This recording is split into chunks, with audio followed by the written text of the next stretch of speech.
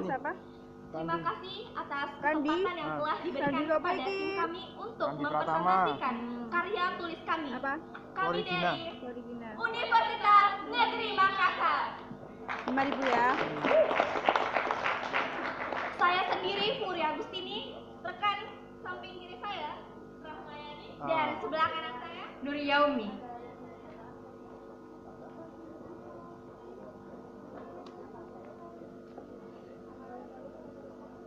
Sebanyak 81.415.912 penduduk Indonesia dikategorikan sebagai anak-anak. Angka tersebut merupakan 30% dari jumlah keseluruhan penduduk Indonesia.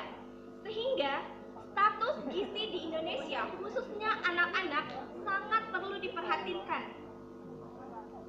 Pada tahun 2010, prevalensi anak yang mengalami kurang gizi sebesar 17,9%, dan Indonesia termasuk di antara 36 negara di dunia yang memberikan kontribusi sebesar 90% terhadap status gizi buruk di dunia. Selama 3 dekade terakhir, tercatat bahwa penyebab anak yang mengalami kesakitan bahkan kematian yaitu kekurangan vitamin A. Salah satu solusi yang telah diberikan oleh pemerintah yaitu dengan memberikan suplementasi vitamin A.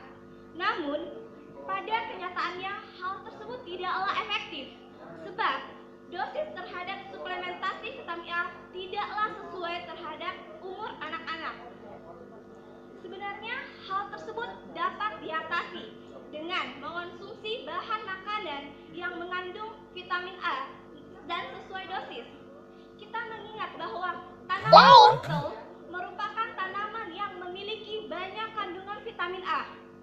Berdasarkan data Kementerian Pertanian Indonesia, produksi wortel di Indonesia sebanyak 458.392 ton pada tahun 2012.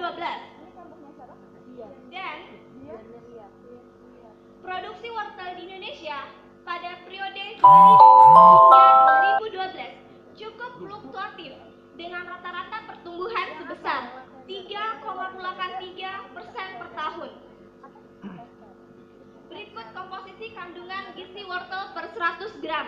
Nah, kita bisa melihat kandungan vitamin A pada wortel itu sebesar 835 standar internasional.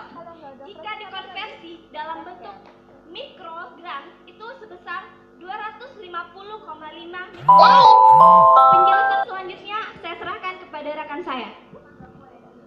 Baik, di samping permasalahan yang rekan saya tadi paparkan, kami juga menemukan permasalahan lain, yakni masalah mengenai roti tawar yang terbuat dari tepung putih yang selama ini digemari oleh berbagai lapisan masyarakat. Mengapa demikian? Karena ternyata tepung putih yang selama ini menjadi bahan utama pembuatan roti tawar tersebut ternyata tidak memiliki nutrisi sama sekali dan tidak memiliki manfaat bagi kesehatan dan hanya sebagai pengganjal perut saja.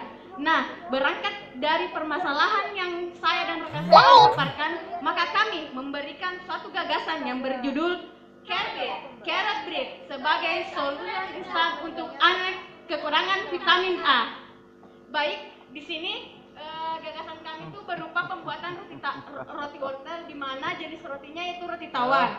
Nah, tidak seperti roti wortel pada umumnya yang langsung menggunakan daging wortel yang dicampur dengan adonan rotinya. Di sini kami betul-betul mensubstitusi tepung putih yang digunakan sebagai bahan dasar dan menggantinya dengan tepung wortel. Baik, untuk proses pembuatan roti tersebut saya serahkan kepada rekan saya. Terima kasih. Di sini saya akan menjelaskan mengenai bagian proses pembuatan roti tawar. Yang pertama, pencampuran bahan, mulai dari tepung wortel, gula pasir, mentega, garam, dan lain-lain, itu dilakukan pencampuran secara merata. Selanjutnya, kita melakukan penggilingan adonan. Setelah melakukan penggilingan adonan, kita menunggu sampai adonan itu mengembang. Nah, selanjutnya melakukan pemanggangan adonan. Nah, di sini setelah pemanggangan adonan, lanjutkan dengan